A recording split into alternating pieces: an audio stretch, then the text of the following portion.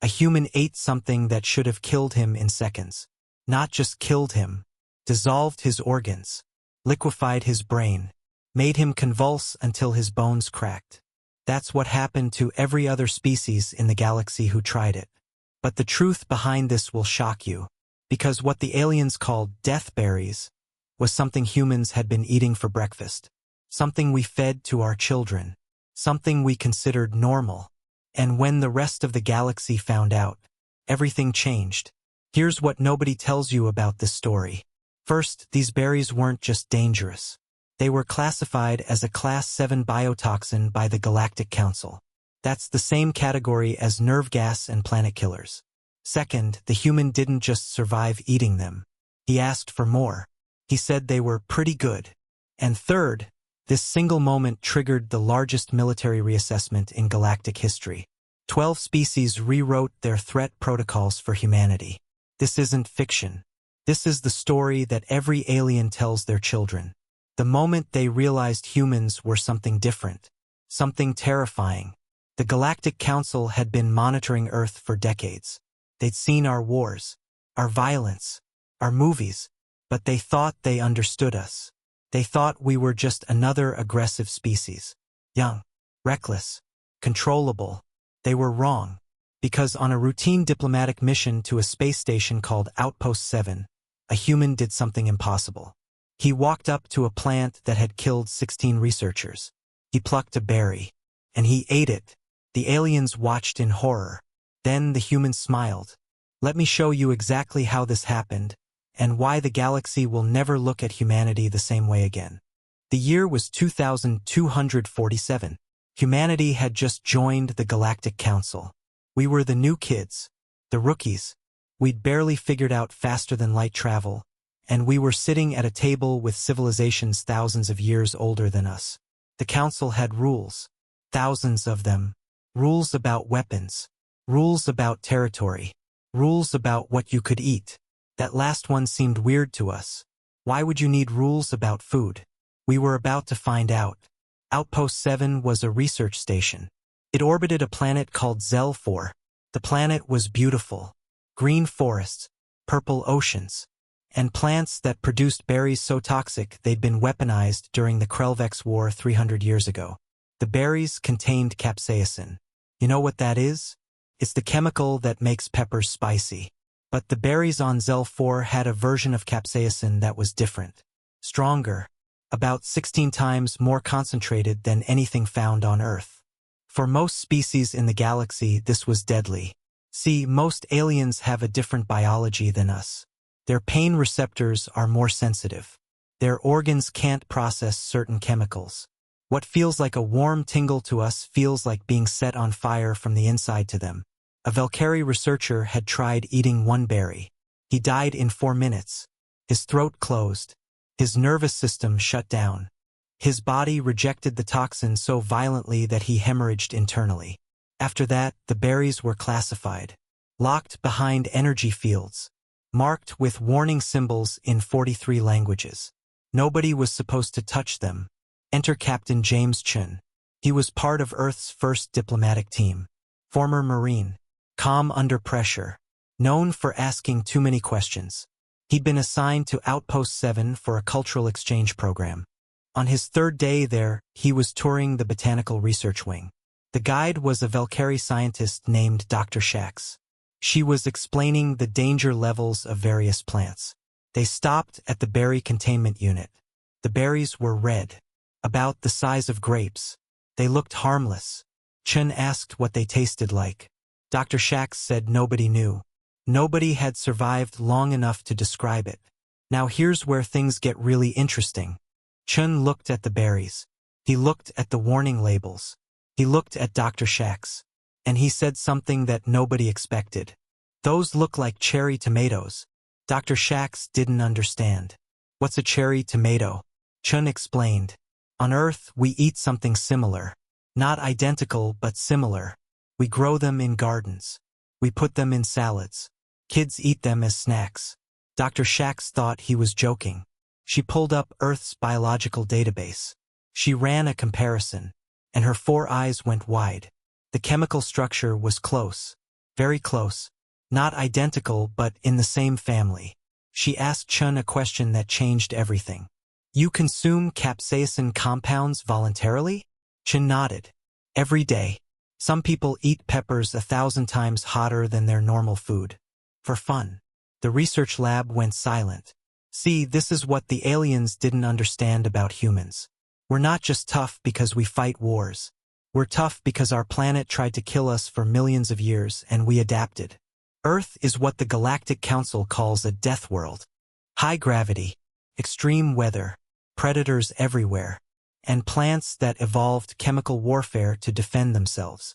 Most species evolved on calm planets, stable climates, gentle ecosystems. They never needed to handle toxins. Their bodies never built the defenses.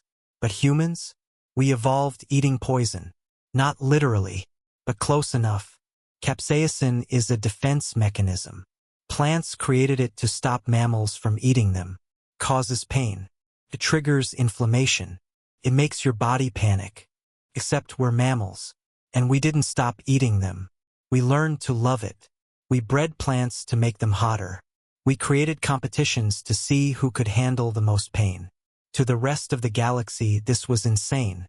Dr. Shax was frantically checking protocols. The containment field was active. The berries were secure. But Chun wasn't supposed to be this close to them. Then Chun asked the question that terrified her. Can I try one? Dr. Shax said absolutely not. She listed the regulations, the danger level, the 16 deaths, the classification as a Class 7 biotoxin. Chun listened. Then he pointed something out. If the berries were similar to earth plants and humans could handle earth plants, maybe the regulations didn't apply to him.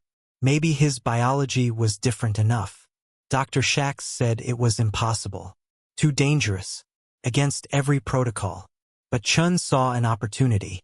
Not just for himself. For humanity. See, Earth was new to the Council. We were trying to prove ourselves. Trying to show we belonged.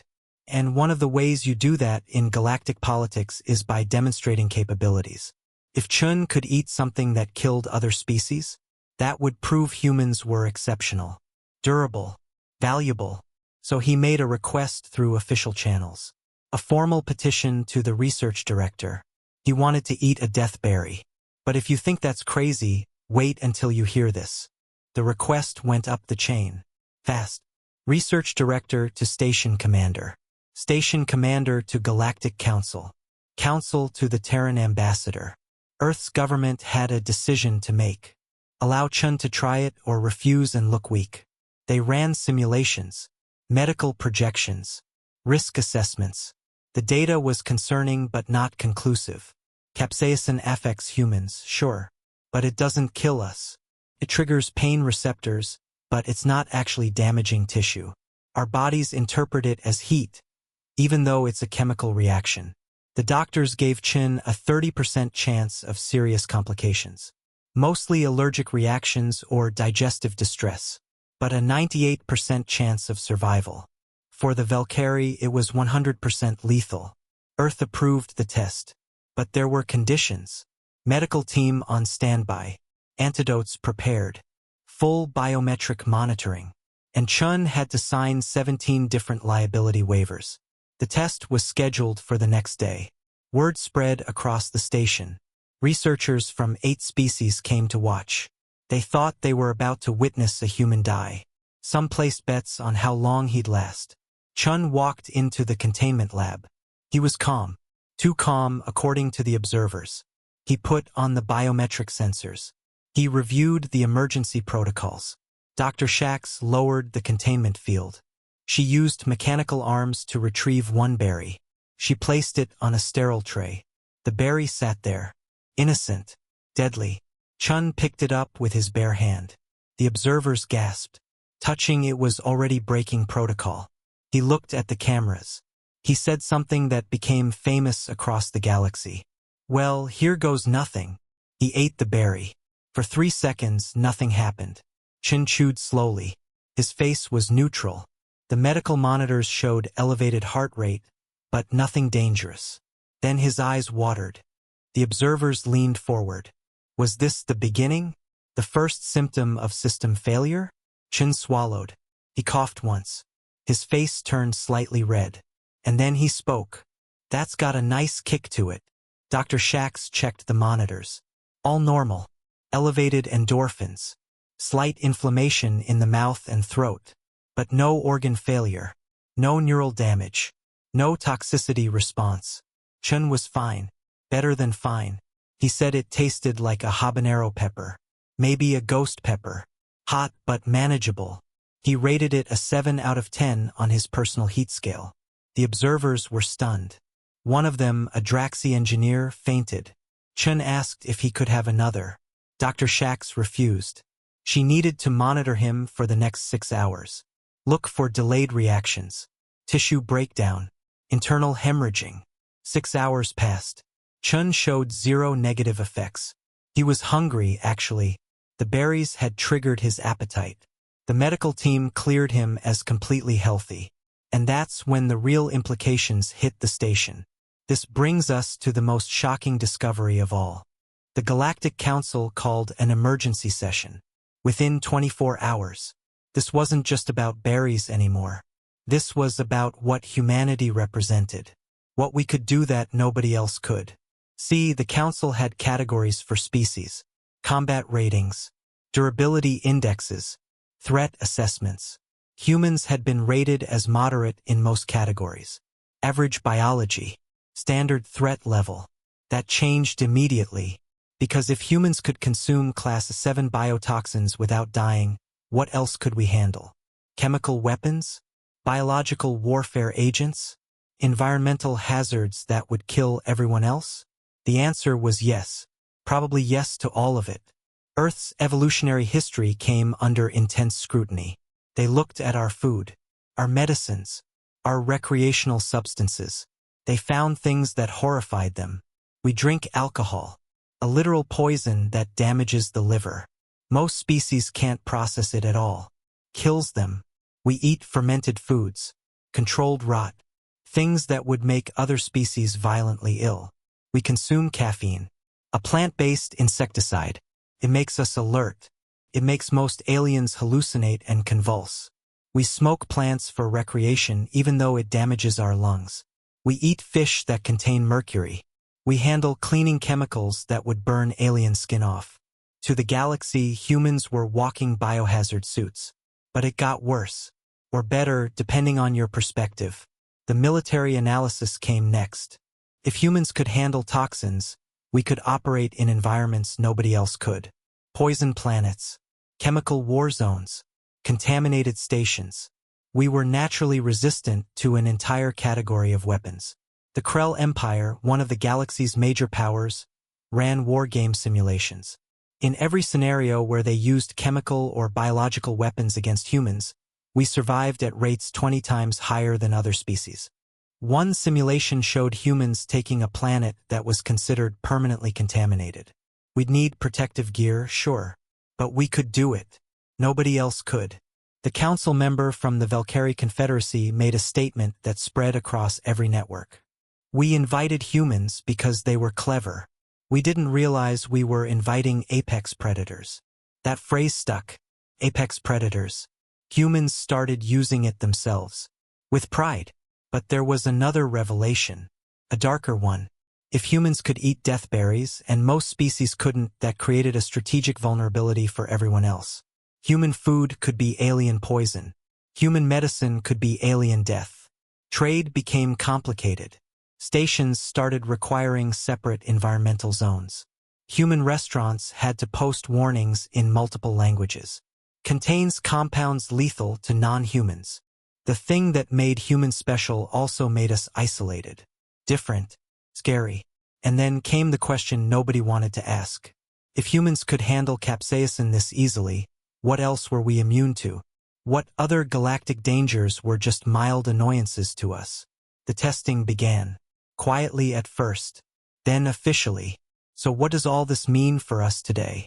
The Deathberry incident changed humanity's position in the galaxy forever. We weren't rookies anymore. We were specialists. Dangerous specialists. New trade routes opened up. There were planets rich in resources but toxic to most life. Humans could work there. We became contractors for hazardous environment operations. Our economy boomed. What was worthless real estate to the galaxy became prime territory for us. We established colonies on worlds everyone else abandoned. Military alliances shifted. Species that had ignored Earth suddenly wanted treaties. Not because they liked us, because they didn't want to fight us. Think about it from their perspective. You're planning a war, and your enemy can operate in environments that kill your soldiers instantly. They can eat your chemical weapons. They can drink your poison water and ask for seconds. You don't attack that enemy. You negotiate. But there was a cost. Humans became the galaxy's go-to specialists for anything dangerous. Toxic waste cleanup? Send humans. Plague planet quarantine? Humans. Retrieve data from a station filled with nerve gas? Human job. We became the risk-takers, the expendables, the ones who did what nobody else would. Some humans loved it. Captain Chun became a celebrity. He started a cooking show where he tried alien toxins on camera. It was the most watched program in 4 sectors. Other humans resented it. We weren't diplomats anymore. We were janitors. We cleaned up everyone else's messes. Political debates raged on Earth. Should we accept these contracts? Were we selling out? Were we being exploited? The government said yes, take the contracts. It gave us leverage, money, influence. But there were warnings. From biologists, from doctors, from historians. They pointed out that specialization leads to dependence.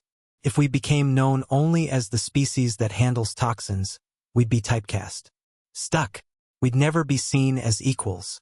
And there was another concern. Evolution. If humans kept working in toxic environments, we'd adapt even further. Our children would be more resistant, stronger, tougher. But would they still be human? Or would we become something else? Some aliens called us the poisoned ones. Others called us deathworlders. Both terms carried fear and respect. Meanwhile, the research continued. Scientists from multiple species studied human biology. They wanted to understand our immunity, maybe replicate it. They made progress. Slowly. Gene therapy that could increase capsaicin tolerance in some species. Supplements that helped others process toxins. But it never reached human levels. We were still unique. And that uniqueness became both a shield and a target. Species that feared us wanted to limit our expansion. Species that needed us wanted to control us. Humanity was caught in the middle. More powerful than we'd ever been. More isolated too. The galaxy had learned a lesson. Never underestimate the species from the death world. Never assume you understand their limits. Before we wrap up, there's one final thing you need to know. Captain Chun didn't stop at one berry. 3 months after the incident, he went back to Zell 4. Back to the plant. And he did something nobody expected. He brought seeds back to Earth. Not illegally. He filed the proper requests. Got the permits.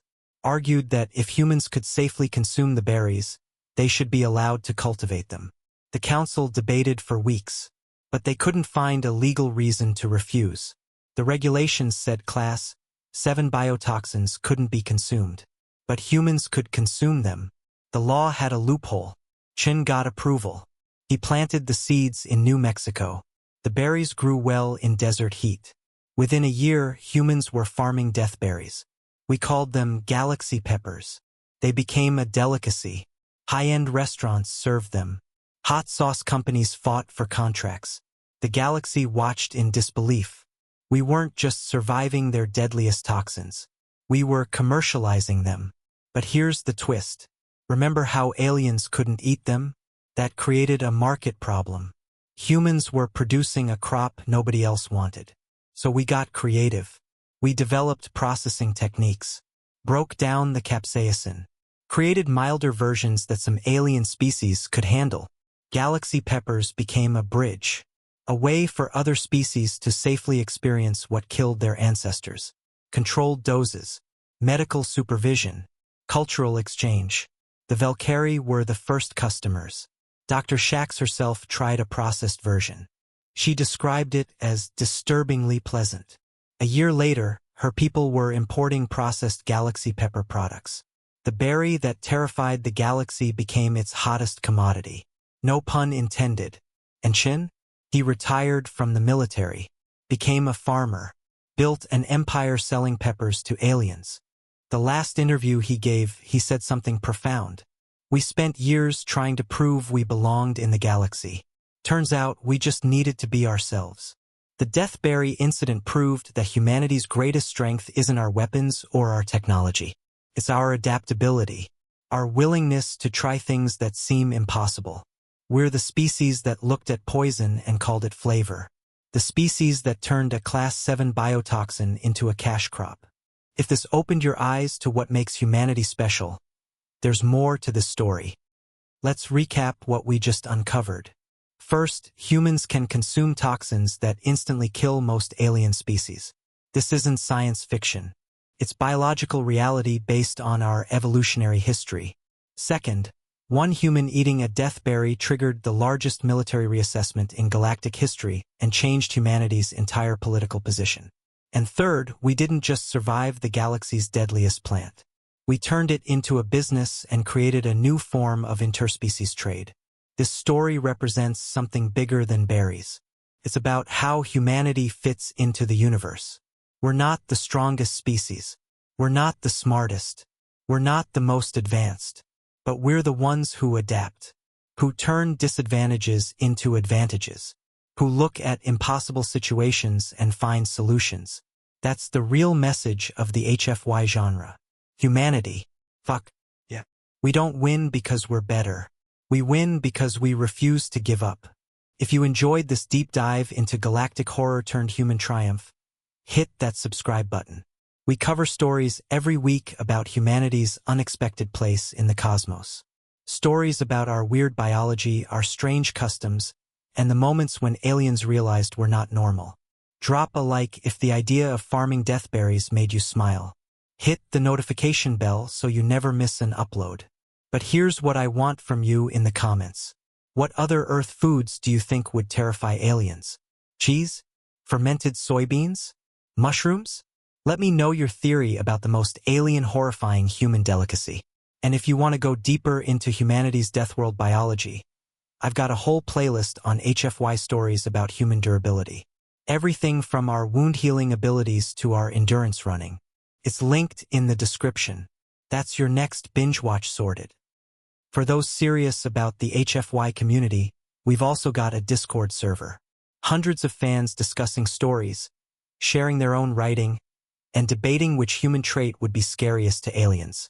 The link's in the description. It's free to join, and the community is genuinely one of the best on the internet. Now, here's a question that'll blow your mind for the next video. What if I told you that human music is classified as psychological warfare by 3 alien species? That our songs can cause physical discomfort in beings with different hearing ranges? And that humans accidentally weaponize jazz during first contact? Yeah, that's a real story. And it's even wilder than the deathberries. That video drops next week. Until then, remember that you're part of a species that evolved on a death world. You're tougher than you think. Your normal is someone else's nightmare. And somewhere in the galaxy, an alien is probably terrified of your lunch. Stay curious. Stay skeptical. And never underestimate what humans can do when we're just being ourselves. I'll see you in the next one.